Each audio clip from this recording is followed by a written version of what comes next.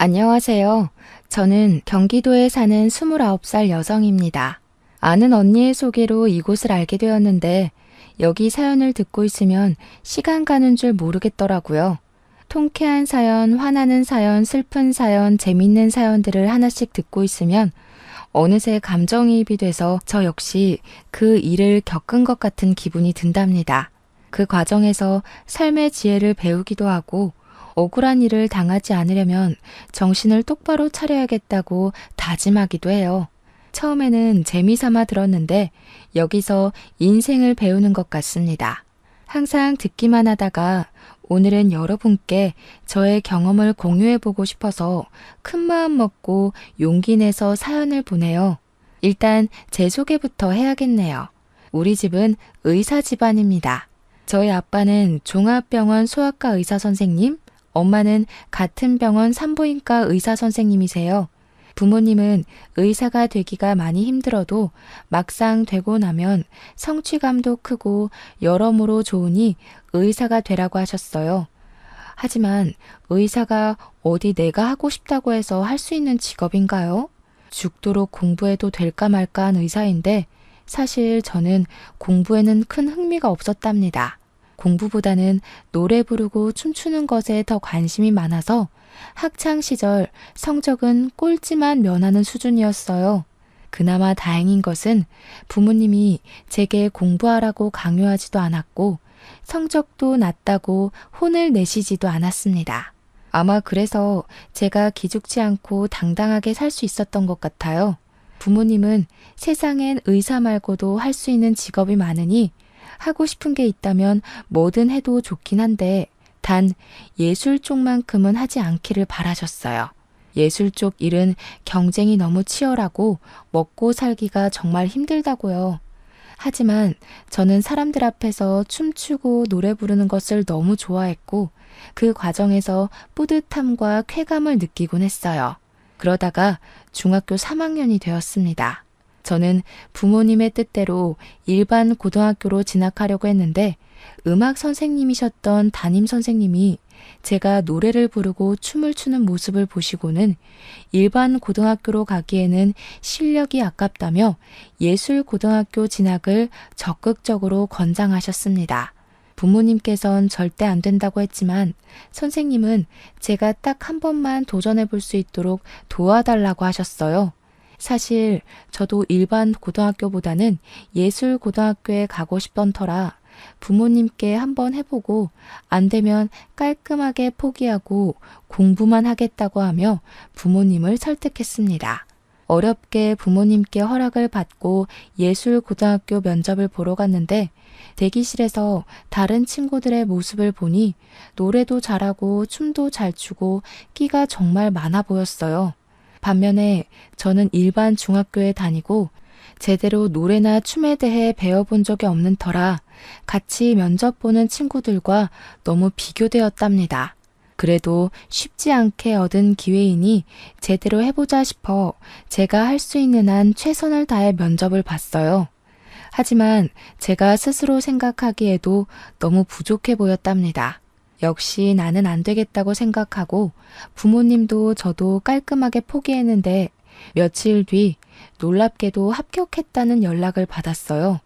그렇게 얼떨결에 예고에 입학하고 친구들과 함께 연습하며 실력을 쌓아 고등학교 졸업 후 수도권 4년제 대학교 뮤지컬과에 입학하게 되었답니다. 지금은 유명하지는 않지만 1년에 한 편에서 2편 정도는 조연으로 공연하는 뮤지컬 배우로 활동을 하고 있어요. 지금부터 1년 전 제가 원하던 공연의 오디션에 합격하여 정신없이 공연하고 있었습니다. 공연의 마지막 날 같이 무대를 섰던 배우, 무대 뒤에서 열심히 뛰었던 스태프들과 함께 회식했어요. 회식하다가 저와 친하게 지냈던 스태프 중에 한 분이 대기업에 다니는 자신의 형과 제가 잘 어울릴 것 같다며 한번 만나보라고 하더라고요. 솔직히 아직 나이가 20대이고 저는 소개팅으로 사람을 만나는 것보다는 오랜 기간을 두고 천천히 사람을 알아가는 것이 더 좋아서 싫다고 했습니다. 그러나 그분은 계속 자신의 형과 너무 잘 어울릴 것 같다며 만나보라고 했어요. 너무 거절하는 것도 예의는 아닌 것 같고 어차피 공연 끝난 직후에는 딱히 할 일이 없어서 소개팅하기로 했습니다. 스태프분은 자신의 형 이름과 연락처, 나이를 저에게 알려주었어요. 그의 이름은 이진영이었고 나이는 저보다 2살이 많았습니다. 연락처를 등록하니 카톡에 사진이 뜨길래 사진을 보니 외모가 배우 못지않게 잘생겼더라고요. 사실 스태프분은 조금 덩치도 크고 푸근한 이미지인데 형님은 서양적인 외모의 훈남이었습니다. 사진을 보고 있는데 이분한테 카톡이 왔어요. 간단히 인사를 하고 이런저런 이야기를 나눠보니 대화가 꽤 잘 통하는 기분이었습니다. 어쩌다 보니 통화까지 했는데 목소리도 배우처럼 너무 좋고 신뢰감이 가는 목소리였어요. 우리는 그날 뒤로도 계속 연락하다가 드디어 만나기로 한 토요일이 되어 약속한 카페로 갔습니다. 카페에 가니 사진과 똑같이 생긴 남자분이 창가에 앉아 있는데 뭔가 가슴이 쿵 하고 내려앉더라고요. 정말 거짓말 하나 보태지 않고 진영 씨 머리 위에 핀 조명이 있는 것처럼 그 사람만 밝아 보였어요. 처음 보는 자리라 많이 어색할 줄 알았는데 그 전에 카톡도 하고 전화도 해서 그런지 막 어색하지는 않았고 그저 기분 좋은 떨림과 설렘만이 가득했답니다. 진영 씨는 좋아하는 일로 재밌게 돈을 버는 저를 부러워했고 저는 진영 씨가 정해진 월급이 매달 들어오는 것이 부러웠어요. 이렇게 첫날은 서로를 부러워하기도 하고 대단하게 생각하기도 하며 저는 진영 씨를, 진영 씨는 저를 알아가는 시간을 가졌습니다. 그리고 다음 날에 또 만나기로 약속했어요. 다음 날에는 오전부터 만나서 같이 영화도 보고 밥도 먹었습니다. 우리가 돈가스를 먹으러 갔는데 직원분이 실수로 뜨거운 수프를 진영 씨의 옷에 쏟았습니다. 솔직히 뜨겁고 옷도 더러워져서 짜증이 났을 텐데 그래도 웃으면서 괜찮다고 하는 모습이 참 좋아 보였어요. 그리고 음식점 직원분들한테 존댓말 쓰며 친절하게 대하는데 따뜻한 사람이라는 생각이 들더라고요. 그 뒤로도 우리는 종종 만나 데이트도 하고 함께 공연도 보러 다니고 등산도 같이 했습니다. 사실 저는 등산하는 것을 좋아하는데 제 또래 친구 중에 등산을 좋아하는 친구가 하나도 없었어요. 그런데 진영 씨가 등산을 좋아한다는 거예요. 저처럼 등산을 좋아하는 제 또래는 처음이라 신기하기도 하고 이게 바로 인연인가 싶기도 했습니다. 이렇게 매일 연락을 하고 일주일에 한 번은 같이 시간을 보내며 서로에 대한 호감을 쌓아갔고 결국 연인이 되었어요. 저와 진영 씨는 모든 면이 잘 맞았는데 딱 2가지가 거슬렸어요. 첫 번째는 저녁만 되면 연락이 아예 되지가 않았습니다. 하루는 너무 답답해서 왜 저녁만 되면 연락이 되지 않냐고 물으니 집에 부모님이랑 같이 있기도 하고 저녁 때는 이것저것 공부도 해서 연락하기가 힘들다는 거예요. 처음에는 조금 이해가 가지 않았지만 어른들과 같이 살기도 하고 본인의 미래를 위해 공부도 해야 하니 그럴 수도 있겠다고 생각했어요. 그리고 2번째는 데이트하는데 휴대전화를 자주 받습니다. 도대체 무엇을 보고 있는지 물어보니 코인에 투자해서 돈을 벌고 있대요. 저는 코인에 투자하다가 잘못되면 다 잃는 거 아니냐고 했는데 소액으로 공부해 가면서 조심히 하고 있어서 그동안 손해본 것은 없다고 했습니다. 그래도 제가 걱정을 하니 진영 씨는 요새는 월급만으로는 살 수 없다며 투자도 해야지 돈을 번다고 했어요. 그러면서 빨리 돈을 많이 모아서 저와 결혼하고 싶다고 하더라고요. 사실 우리가 만난 지 얼마 되지 않았기에 그때는 결혼이라는 단어가 참 부담스러웠습니다. 하지만 만나면 만날수록 대화가 잘 통했고 같이 있으면 재밌었기에 진영 씨를 향한 제 마음이 점점 더 깊어져 갔어요. 진영 씨 역시 저에 대한 마음이 깊어졌는지 저에게 결혼 이야기를 계속했습니다. 결국 우리는 만난 지 6개월 만에 결혼까지 생각하고 집에 정식으로 인사드리게 되었어요. 먼저 진영 씨가 우리 집으로 인사를 드리러 왔는데 저의 부모님은 제가 일정하게 정해진 급여를 받는 직업이 아니다 보니 남편은 일반 회사원을 만났으면 좋겠다고 생각하셨는데 딱 그런 사람을 데리고 오니 너무 좋아하셨어요.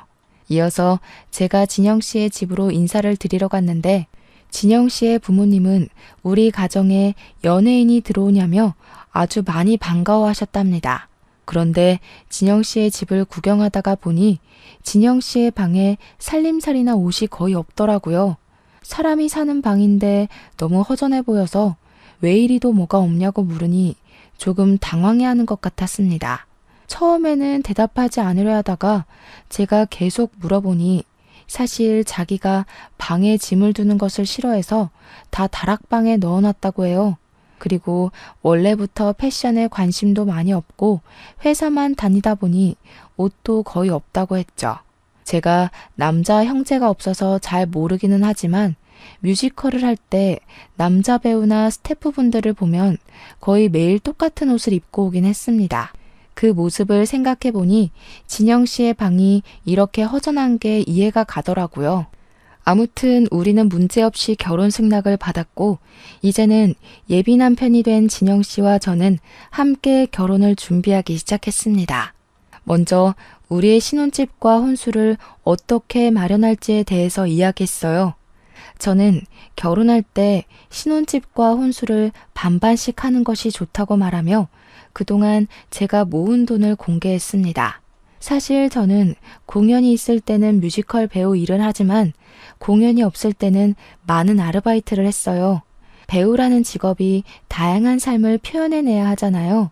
관객이 충분히 공감될 만한 연기를 하기 위해서는 최대한 많은 경험을 하는 것이 좋을 것 같아 음악학원 강사부터 편의점, 식당, 택배 아르바이트 등 어지간한 아르바이트를 다 했어요. 그리고 어린 시절부터 세뱃돈이나 용돈을 받으면 다 차곡차곡 모아둬서 그동안 통장에 모아둔 돈이 7천만 원 정도가 있었습니다. 또한 결혼하면 부모님이 2억 정도는 보태주실 수 있다고 하셨어요. 반면에 예비 남편은 그동안 모아둔 돈이 1,000만 원이 다였습니다. 대기업이면 월급도 많이 받을 텐데 그동안 받은 돈 다 어디로 썼냐고 물었더니 부모님 생활비와 병원비 드리고 남동생 용돈도 줬다고 했어요. 그리고 얼마 전에 코인을 하며 돈을 좀 잃어버려서 지금 이거밖에 없다는 거예요. 결혼하는데 돈이 다는 아니지만 그래도 현실적으로 적지 않은 비중을 차지하기에 조금 걱정이 되었습니다. 예비 남편은 그런 저의 생각을 눈치챘는지 코인으로 잃은 돈을 되찾기만 하면 코인에서 손을 뗄 것이고 부모님과 남동생의 용돈을 줄이겠다고 했어요. 그러면서 예비 시아버지는 지금 아파트에서 경비 일을 하고 계시지만 젊은 시절 대기업에서 근무하셔서 그때 모아둔 돈도 있고 퇴직금도 있어서 부모님의 노후는 걱정이 없고 남동생도 꾸준히 일하고 있으니 앞으로 돈 때문에 많이 힘든 일은 없을 것이라고 했습니다. 저는 예비 남편이 모은 돈이 생각보다 너무 없어서 조금 걱정되긴 했지만 부모님의 노후 걱정은 하지 않아도 된다고 하고 예비 남편은 대기업에 다니니 큰 문제가 없다고 생각했어요. 신혼여행은 예비 남편이 회사 일이 바빠서 계속 연락을 주고받아야 하니 외국은 안 될 것 같고 제주도로 가자고 했습니다. 내심 해외로 가고 싶었으나 제주도를 한 번도 못 가봐서 남편의 뜻에 따르기로 했네요. 그리고 원래는 예단 같은 것은 하지 않기로 했었지만 부모님은 그래도 할 것은 해야 나중에 할 말 다 하고 산다며 예단을 하라고 하셨어요. 그래서 예비 시부모님께 1,000만 원을 드리고 정장에 명품 가방까지 드렸습니다. 원래 예단비 1,000만 원 드리면 봉채비로 절반 정도 다시 돌려주신다고 하던데 그런 건 없었어요. 주시면 감사하겠지만 다시 받으려고 보낸 건 아니기에 그냥 그러려니 했답니다. 우리의 결혼 준비는 큰 싸움 없이 아주 무난하게 잘 진행되었어요. 드디어 결혼식 날이 되었습니다. 하객들이 오시는데 제 쪽과 남편 쪽 하객의 분위기가 너무 달랐어요. 저의 하객들은 다들 시끌벅적한데 남편의 하객들은 이상하리만치 조용했습니다. 하객끼리 서로 아는 것 같지도 않고 그냥 영화 보러 온 사람들처럼 다들 가만히 앉아만 있었어요. 결혼 사진을 찍는데도 되게 어색하더라고요. 처음에는 조금 이상했지만 제 쪽의 하객은 대부분 뮤지컬 업계 종사자들이라 감정 표현하는 것이 아주 익숙한 사람들이고 남편 쪽의 하객은 대부분 직장인이라 감정 표현을 잘 하지 않는 사람들이기에 분위기가 다른 거로 생각했습니다. 무사히 결혼식을 마치고 우리는 설레는 마음으로 제주도로 향했어요. 제주도 이곳저곳을 구경하는데 자꾸 회사 이대리라는 분이 남편에게 전화하더라고요.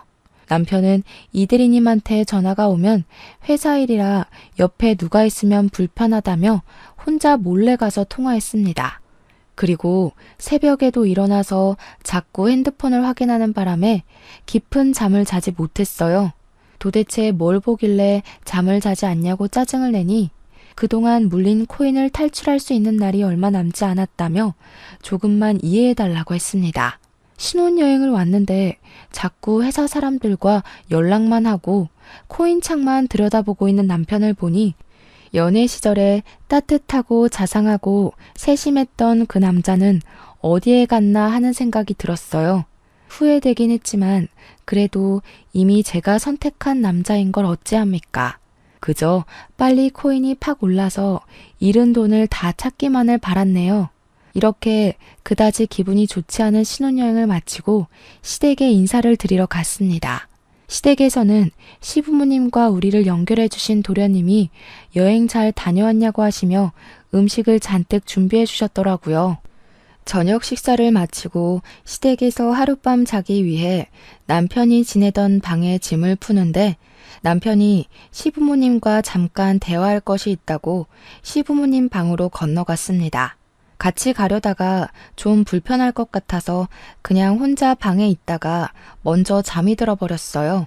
그러다가 목이 말라서 깼는데 남편이 어느새 들어와 제 옆에서 자고 있더라고요.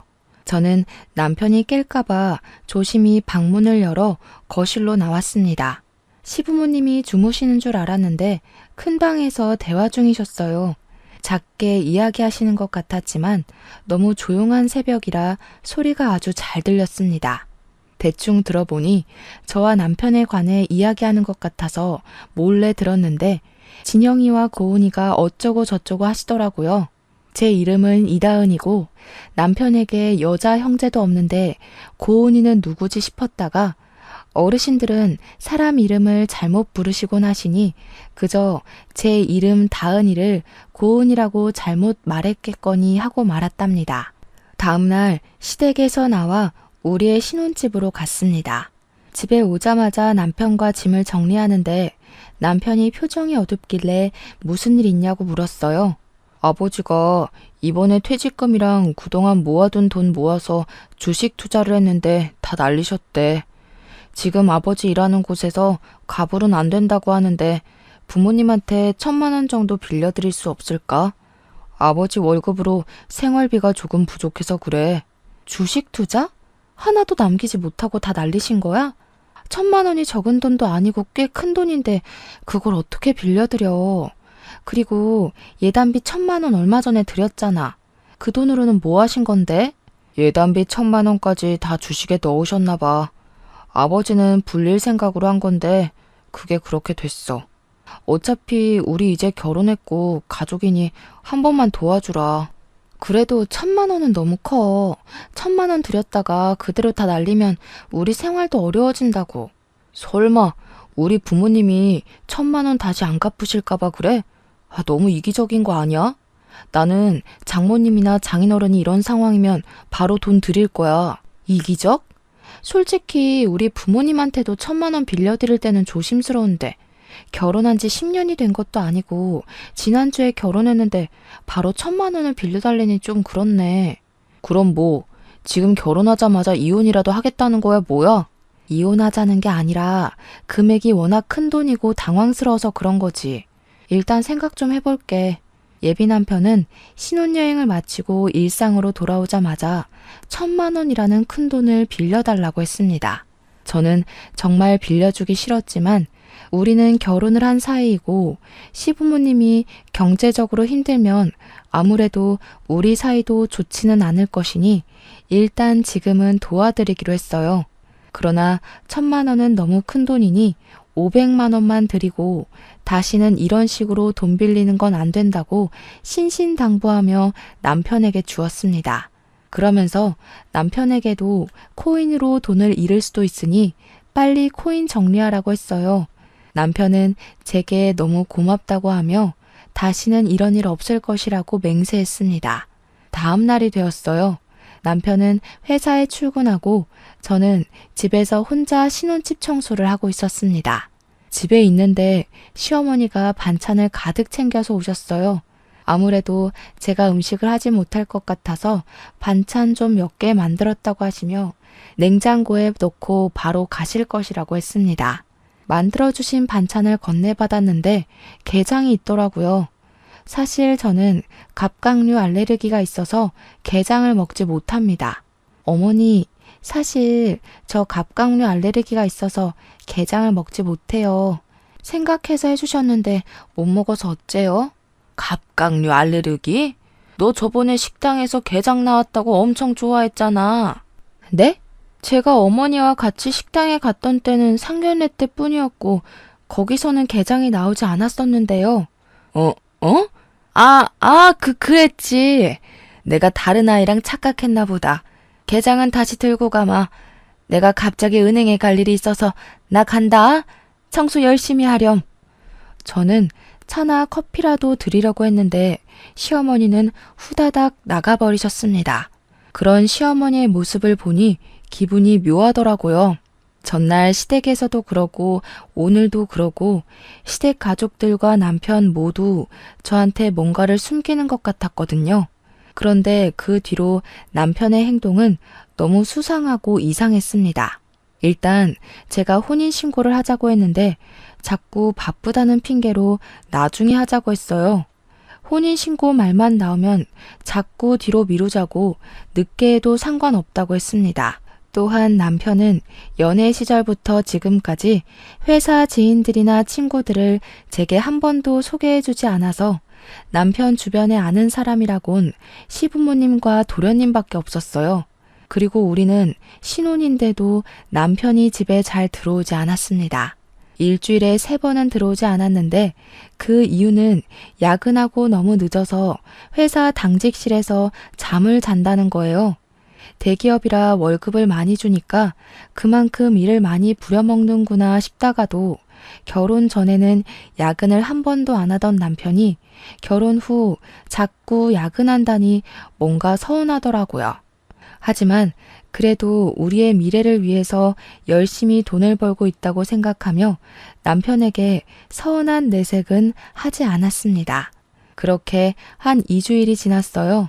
그날도 야근하느라 밤에 집에 못 오고 회사 당직실에서 잔다는 남편을 위해 정성스럽게 도시락을 만들어 몰래 회사 앞으로 갔습니다. 5시 반에 회사 앞에 도착해서 남편에게 전화했는데 일하느라 바쁜지 전화를 받지 않더라고요. 회사 앞에 작은 공원이 있어서 그 앞에서 기다리다가 6시가 되어 사람들이 많이 나오는데 그 사이에 남편이 있는 겁니다. 처음에는 저녁을 먹으러 가나 했는데 가만히 보니 가방을 들고 누가 봐도 퇴근하고 있는 모습이었어요. 저한테는 분명히 야근하고 당직실에서 잔다고 했는데 그런 모습으로 나오니 뭔가 이상하더라고요. 저는 어디로 가는지 몰래 뒤따라가 보려고 했으나 남편이 먼저 저를 발견해 버렸습니다. 남편은 저를 보고는 못 볼 것을 본 것처럼 깜짝 놀라더라고요. 저는 남편한테 오늘 야근한다더니 어디 가느냐고 물었습니다. 남편은 잠깐 말을 잇지 못하다가 할 말이 있었다고 하며 카페로 저를 데리고 갔어요. 카페에 자리를 잡고 앉아 진지한 표정을 지으며 하는 말이 시어머니가 지금 자궁암에 걸렸다는 겁니다. 원래 몸이 좋으시지는 않았는데 최근에 아버지가 주식으로 전 재산 다 잃고 나서 자궁암까지 걸렸다고 했어요. 지금 초기이기는 하지만 수술을 꼭 해야 한다는데 아버지의 월급이 얼마 되지 않고 남편도 결혼한다고 이것저것 사느라 돈이 없고 남동생도 요새 경제적으로 힘들어서 수술비 마련을 하지 못했다고 했습니다. 그래서 돈을 마련하기 위해 친구가 운영하는 가게에서 새벽 3시까지 아르바이트를 했다가 일이 마치면 가게에서 자고 바로 회사로 출근했었대요. 제가 힘들지 않냐고 하니 어차피 친구 가게에서 매일 일을 하는 것도 아니고 일주일에 3일 정도만 하는 거니까 괜찮다고 했습니다. 그러면서 신혼인데 이런 얘기만 해서 미안하다고 울먹이는데 남편이 너무 불쌍해 보이더라고요.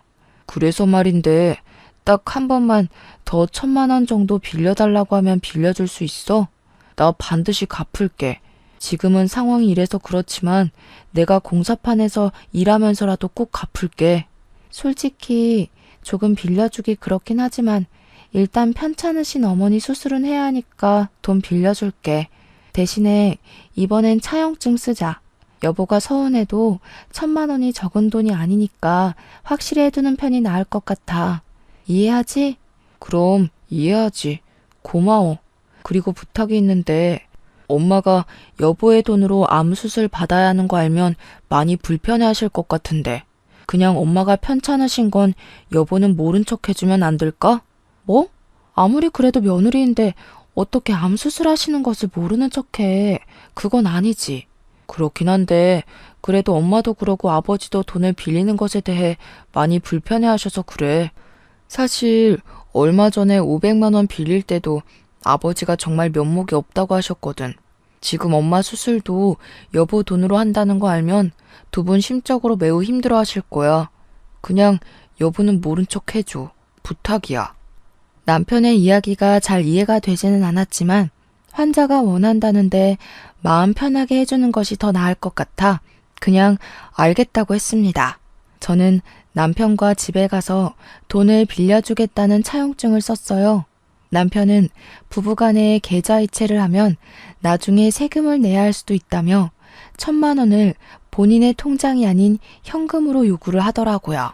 사실 세금에 관한 내용은 잘 몰랐기에 남편의 말을 따라 다음날 1,000만 원을 뽑아서 퇴근한 남편에게 주었습니다. 남편은 돈을 보며 너무 고맙다고 하고 엄마한테 말씀드려야겠다고 시댁에 간다고 했어요. 그리고 부모님과 이야기하다가 늦어질 수도 있으니 혹시라도 자기가 너무 늦으면 기다리지 말고 먼저 자라고 했습니다. 그래서 저는 그날도 남편 없이 혼자 잠이 들었네요. 그 뒤로 남편은 시어머니 병간호를 해야 한다고 일주일에 3번 정도는 집에 들어오지 않았습니다.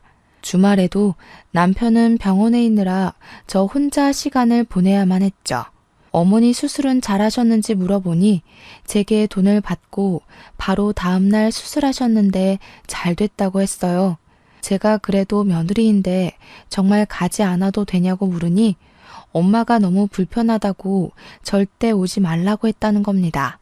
그럼 전화라도 드리겠다고 하니 지금은 엄마가 힘들어하셔서 전화도 하지 말고 다음 달에 한번 찾아가자고 했습니다. 그렇게 한 달 정도가 지났어요. 뮤지컬 오디션 공고가 떠서 오디션 준비를 하는데 소아과에서 근무하시는 아빠한테 전화가 왔습니다. 제가 전화를 받자마자 대뜸 아빠는 혼인신고 했냐고 물으셨어요. 남편이 바빠서 혼인신고는 하지 않았는데 왜 그러시냐고 물었더니 병원에 5살 정도 되는 남자아기가 입원했는데 남편이랑 너무 똑같이 생겼다는 것이에요. 세상에 닮은 사람들이 많이 있으니 그럴 수도 있다 치지만 문제는 이 아이의 차트를 보니까 세대주가 남편 이름, 즉 이진영으로 되어 있다고 합니다. 회진을 돌 때마다 항상 엄마만 있어서 이 아이의 아빠는 보지 못했지만 뭔가 느낌이 이상하다는 거예요. 병원에 있으면서 한번 예의주시하며 볼 테니 저도 혼인신고는 하지 말고 그냥 있으라고 하셨어요. 일단 알겠다고 하고 끊었는데 제 눈으로 확실히 확인해 봐야겠다는 생각이 들어 아빠가 근무하시는 병원으로 달려갔습니다. 아빠가 말씀하셨던 아이를 보니 정말 남편이랑 너무 똑같이 생겼더라고요. 그리고 아이의 엄마로 추정되는 여자는 지쳐 보였습니다. 저는 아이 엄마에게 다가가서 혹시 이진영이라는 사람을 아시느냐고 하며 남편과 저의 결혼 사진을 보여줬어요. 그랬더니 깜짝 놀라며 우리 아이 아빠인데 당신은 누구시냐고 물었습니다. 순간 시부모님이 결혼식 후 시댁에 갔을 때 밤에 고은이라는 이름을 말했던 것이 기억났어요.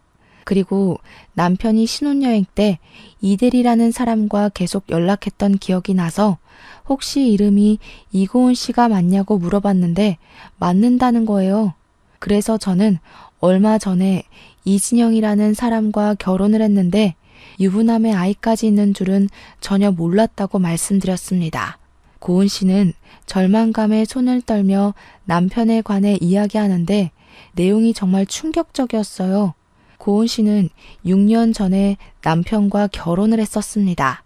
그 당시 고은 씨의 친정은 사업이 아주 잘 되고 있었기에 결혼하면서도 거액의 예단을 줬고 고은 씨의 친정에서 둘이서 살라고 좋은 집도 마련해 줬다고 해요. 그렇게 결혼을 하고 1년 후 아이도 낳았습니다. 그때는 남편이 고은 씨의 친정에 자주 가서 고은 씨의 부모님과 남편이 아주 잘 지냈답니다. 고은 씨의 부모님은 아들 하나 생긴 것 같다며 남편이 갈 때마다 용돈을 많이 주셨대요. 그리고 시부모님의 생신이나 명절날이 되면 고은 씨의 친정 부모님은 명품옷, 가방이나 좋은 음식들을 항상 드렸다고 했습니다. 중간에 시어머니가 자궁에 혹이 있어서 수술해야 하는 상황이 왔는데 그 수술비도 다 드리고 시아버지가 주식 투자해서 돈을 날렸는데 그때도 도와주셨다고 해요. 그런데 2년 전 고은 씨의 아버지가 사기를 당해 사업이 쫄딱 망해버렸어요. 순식간에 고은 씨의 친정은 빚더미에 올랐고 그 뒤로 남편은 집에 거의 들어오지 않았다고 해요. 그러더니 1년 정도 전부터 일주일에 2번 들어올까 말까 하며 이혼하자고 말을 했답니다. 하지만 고은 씨는 이제 5살밖에 안 된 아들에게 이혼 가정을 만들어주고 싶지 않아서 버티고 있다고 하더라고요. 가만 얘기를 들으면서 상황을 보니 남편과 그 가족들은 부자였던 고은 씨 집에 돈을 보고 결혼했다가 고은 씨 친정의 사업이 어려워져 더는 돈이 나올 구멍이 없어 보이자 저로 갈아탔던 것입니다. 사실 이전 뮤지컬 할 때 배우와 스태프분들이 우리 부모님이 의사이고 부유하게 살았다는 것을 알고 있었어요. 뮤지컬 스태프였던 도련님 역시 그 사실을 알고 있었고 그래서 저한테 의도적으로 접근해서 자기 형을 소개해주면서 저의 돈을 야금야금 뺏어가려고 한 것이었습니다. 이 모든 사실을 알게 되자 너무 화가 났어요. 그리고 이제야 남편의 수상했던 모든 행적이 이해가 되기 시작했습니다. 연애 때 밤만 되면 연락이 되지 않았던 것은 부모님이 아니라 고은 씨 집에 있느라 연락이 되지 않았던 것이었어요. 결혼식 때 하객들이 그리 어색했던 것은 실제 지인들이 아니라 하객 아르바이트를 하는 사람들이었기 때문이었고 제주도 신혼여행 때 계속 연락하던 이대리는 회사 사람이 아니라 바로 내 앞에 있는 이분이었습니다. 아버지의 주식 투자로 전 재산을 날렸다는 것도 어머니께서 암 수술을 받으시는 것도 제 돈을 뜯어내기 위한 남편과 그 가족들의 거짓말이었다는 생각이 들었어요. 고은 씨는 표정이 굳은 저에게 혹시 어떻게 진영 씨와 결혼을 하게 되었냐고 물었습니다. 그래서 제가 남편과 만나고 결혼까지 한 모든 상황을 설명해 주니 고은 씨는 이혼하자길래 대충 다른 여자가 생긴 것 정도는 알고 있었지만 이렇게 결혼식까지 해서 이미 가정을 차렸을 줄은 몰랐다고 했어요. 저와 고은 씨는 남편의 이중 생활에 너무 충격을 받아 한동안 말을 잇지 못했고 분노했습니다. 저는 일단 아이가 아프니 퇴원 후 연락 달라고 하고 우리 둘이 연락처를 서로 교환했어요. 고은 씨와 헤어진 후 먼저 아빠한테 이 모든 상황을 말씀드렸습니다. 아빠는 어떻게 사람이 이럴 수 있냐고 뭐라고 하시고 어차피 혼인신고 안 했으니 당장 갈라서라고 하셨어요. 저도 당장 갈라서야겠다고 생각은 했지만 이전에 빌려준 돈이 있어서 돈은 받고 헤어져야겠다고 했습니다. 그랬더니 아빠는 돈을 왜 함부로 빌려주냐고 하시며 일단 정확하게 어떻게 해야 돈을 받을 수 있는지에 대해 상담을 해보라며 아는 변호사를 추천해 주셨어요. 변호사님과 상담하고 집에 가서 제 짐과 변호사님의 조언대로 사실혼 관계였음을 입증할 각종 사진과 서류를 챙겨서 신혼집에서 나왔습니다. 바로 친정으로 가려다가 잠깐 시댁에 들렸어요. 어머니가 진짜 수술을 하신 것인지 아닌지 제 눈으로 똑똑히 확인하고 싶었거든요. 시댁에 가니 친구분이 시어머니를 뵈러 오셨길래 인사를 드리고 시어머니께 몸은 괜찮으시냐고 물었습니다. 그랬더니 시어머니는 아주 당황하시며 우물쭈물 하시더라고요. 그 모습을 보시던 시어머니 친구분은 며느리가 시어머니를 이렇게 챙겨줘서 시어머니가 건강하신가 보다고 하셨습니다. 저는 아니라고 하며 얼마 전에 시어머니 수술하셨는데 병원에 가보지도 못한 며느리라고 하니 친구분은 2주 전에 지방으로 여행을 다녀왔는데 무슨 소리를 하느냐고 하시더군요. 예상은 했지만 역시 어머니의 암수술도 다 거짓말이었습니다. 저는 그 집에서 나와 친정집에 가는데 남편과 그 가족은 사이코패스가 아닐까 하는 생각이 들었어요. 아무리 돈이 궁해도 그렇지 어떻게 멀쩡한 사람이 암에 걸렸다고 거짓말까지 하면서 이러는지 참 이해가 가지 않더라고요. 정말 정신 나간 놈 같았고 이 가족들과 연을 끊어야겠다고 생각했네요. 친정에 와서 마음을 겨우 가라앉히고 있는데 저녁 시간이 되니 남편이 왜 집에 없느냐고 전화가 왔습니다. 저는 혹시나 하는 마음에 남편과의 통화 내용을 녹음하기 시작했어요. 나 친정이야. 그런데 너 혹시 고은이라는 여자가 누군지 알아? 고은이? 나야 모르지. 왜? 아버지 병원에 너랑 똑같이 생긴 아이가 입원했다고 하지 뭐야. 그래서 내가 오늘 그 아이 보러 갔는데 그 아이 이름은 은호이고 그 엄마 이름이 이고은 씨더라. 고은 씨는 너 안다던데. 너는 모르는가 보지? 뭐? 만났어? 그래, 만났다. 고은 씨 친정 사업 망해서 돈 뜯어낼 새로운 여자 찾고 있었냐? 진짜 어떻게 네 자식까지 낳아준 여자를 그렇게 하루아침에 차버릴 수가 있냐? 네가 그러고도 사람이야? 그리고 너네 엄마 수술했다며? 오늘 집에 가보니까 수술하고 입원해 계실 2주 전에 지방으로 여행 가셨다던데? 어떻게 너도 그렇고 너네 가족도 그렇고 그런 거짓말을 해? 그러고도 너희들이 제정신이야? 우리 결혼도 안 했으니 바로 갈라서자. 난 너네 가족처럼 사이코의 정신병자 같은 사람들과 가족으로 못 살겠다. 야, 아무리 그래도 어떻게 사이코의 정신병자라고 할 수가 있어? 너무한 거 아니야? 그래, 솔직히 아버지랑 나랑 코인이랑 주식에 돈 다 날려서 돈 필요해서 거짓말한 거는 맞는데 그래도 살면서 너에게 빌린 1,500만 원 다 갚으려고 했어. 그리고 고은이 걔랑은 성격 안 맞아서 1년 전부터 이혼하려고 했어. 걔랑 이혼하고 너랑 정식으로 혼인신고하려고 했다고. 이 와중에 너는 뭐가 이리 당당한 거야? 진짜 어이가 없고 황당해서 할 말이 없다. 제정신이 아닌 너랑 더는 대화도 못하겠어. 어차피 우리 혼인신고도 안 했고 같이 산 날도 얼마 되지 않으니 갈라서자. 사실혼 관계 이혼 소송할 테니까 위자료랑 빌려간 돈이나 준비해놔. 내가 빌려줬던 돈 1,500만 원에서 1원도 안 빼놓고 다 받을 거야. 알겠어?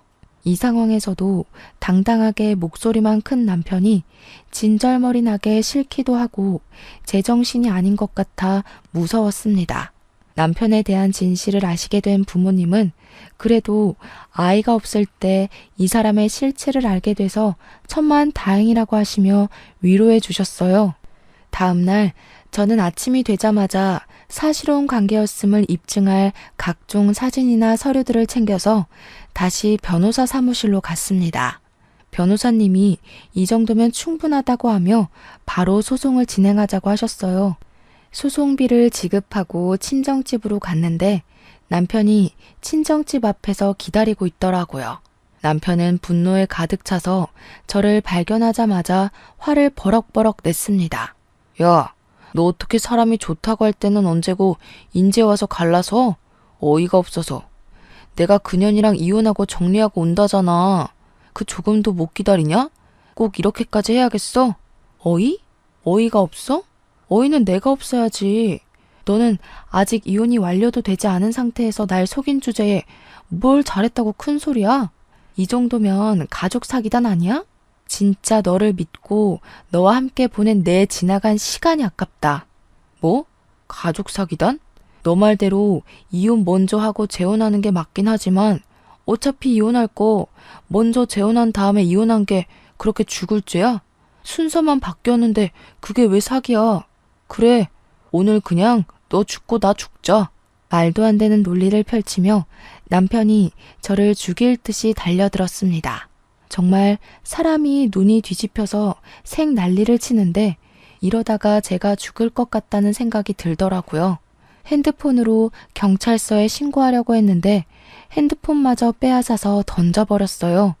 순간 기적적으로 저쪽에서 경찰들이 뛰어왔습니다. 알고 보니 남편은 이전에 코인한다고 지인에게 돈을 빌리고 갚지 않았었는데 그분이 우리 친정집 옆집에 살고 있더라고요. 이분은 오늘 쉬는 날이라 집에 있다가 잠시 담배 피우러 나왔는데 남편이 있어서 사기죄로 경찰에 신고했답니다. 그런데 남편이 저를 때리려 하고 윽박 지르고 소리를 지르자 이분이 모든 상황을 다 녹화해 두셨어요. 그 덕에 남편은 폭행죄로 벌금형까지 받았고 저는 남편에게 접근금지 신청을 했습니다. 그리고 모든 영상을 제출하여 아주 수월하게 이혼 소송까지 진행할 수 있었어요. 남편의 과실이 확실하고 같이 산 날이 2달 정도밖에 되지 않아서 재산 분배고 뭐고 할 것도 없더라고요. 그리고 저는 빌려줬던 1,500만 원과 함께 위자료도 받았답니다. 저의 상황이 다 해결되고 나니 고은 씨가 생각이 나서 한번 연락해봤어요. 고은 씨도 이혼하고 다달이 아들 은호의 양육비는 물론 위자료까지 받기로 했대요. 그렇게 무사히 이혼하기는 했는데 저와 고은 씨는 생각하면 할수록 너무 억울하고 화가 났어요. 이런 인간은 다시는 사회에 나오지 못하도록 해야겠다 생각했습니다. 그래서 이름과 보낸 사람 주소 없이 남편의 실체를 알리는 투서를 남편의 회사로 보냈어요. 2집 살림을 한 내용부터 저를 때리고 폭행하려고 했던 동영상까지 USB에 담아서요.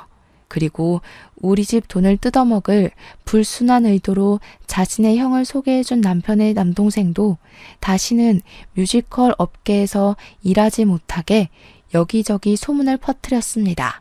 솔직히 이런 사람들에게 속아 넘어간 저 자신이 너무 미련하고 바보 같아서 말하기 참 부끄럽지만 그래도 그 집이 다시는 일어서지 못하게 하고 싶었어요. 저의 투서로 전 남편은 회사에서 잘리고 전 남편의 동생은 뮤지컬 업계에 안 좋은 소문이 퍼지면서 이쪽 일은 이제 아예 못할 것이라고 해요. 아버지는 여전히 경비일 하시기는 하지만 그래도 상황이 여의치 않아 지금은 내 식구가 원룸에서 살고 있다고 합니다. 반면에 고은 씨는 받은 위자료에 양육비로 나름 편하게 살고 있어요. 요새 저와 고은 씨는 서로 연락하며 지내고 있고 가끔 시간이 맞을 때 우리의 전 남편을 안주 삼아 술 한잔하는 친구 사이가 되었답니다. 이렇게 저는 결혼한 지 2개월 만에 헤어졌어요. 저의 결혼 생활은 100일도 안 되는 아주 짧디 짧은 기간이었지만 너무 충격을 많이 받아서 죽을 때까지 평생 잊지 못할 것 같습니다. 사연을 쓰면서 그때의 상황을 다시 돌이켜보니 사랑의 눈이 제대로 멀어서 똥인지 된장인지 구별을 하지 못했네요. 아직도 그때의 생각을 하면 저 자신이 답답하고 미련해서 욕이 나올 지경이지만 이번 일을 통해 호되게 인생을 배웠다고 생각하고 앞으로는 정신 차리고 씩씩하게 살아나가려 합니다. 다음에는 이런 답답한 사연이 아닌 속이 뻥 뚫리고 좋은 내용으로 찾아뵙고 싶습니다. 그런 날이 오기를 간절히 기대하며 저의 이야기 마치려고 해요. 지금까지 들어주셔서 감사합니다.